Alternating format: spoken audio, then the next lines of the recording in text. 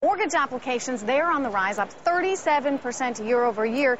And on the heels of that historic cut in interest rates, what does all of this mean for your mortgage? CNBC's Diana Olick is here with some answers. Diana, does it mean a lower rate?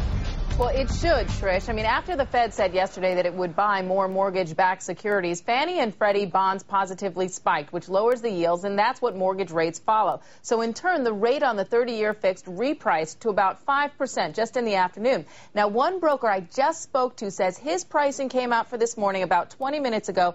He says he's at 4.875%. But remember, when we're talking about the lowest rate on the 30-year fixed, 0 points, this has to be a borrower with excellent credit. I'm talking 740 and above, and money to put down on a conforming loan. And when I say conforming, I mean the old conforming of $417,000 and not that newfangled $625,000 limits for the more expensive markets. Now, for refis, cash out or otherwise, if you have the good credit and your loan-to-value ratio is no higher than 75%, you won't see additional fees. But nowadays, with all those depressed home prices, that 75% LTV is sometimes a bit hard to come by. Now, one more thing to consider.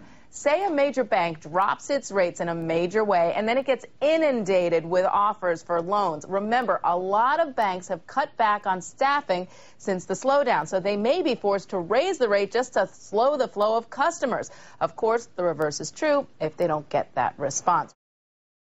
Susan, let me ask you, is this interest rate cut that we saw from the Fed yesterday really the shot in the arm, so to speak, that the credit markets need for mortgage rates to come down, as Diana was just pointing out, and hopefully really change this housing market? Yes, absolutely. This is a shot in the arm, and it's critical, necessary to get a bottom on house prices.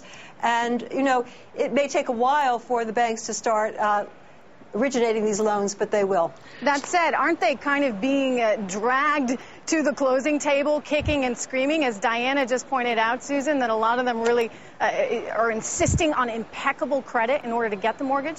Yes, but whatever it takes to get those cheaper loans out, and that's what the Fed has told us they're going to do. So pushing on a string in a number of ways is not possible, but in this way it is. But because remember, one thing I'd just like to point out, Professor Wachter, though, is you talk about putting a bottom on home prices, and I wonder if getting people into the market, that is new buyers into the market, is really enough. That's what the lower interest rates do. Absolutely the problem is the lower interest rates do not affect the troubled borrowers and the foreclosures. I absolutely agree with you. Necessary, not sufficient.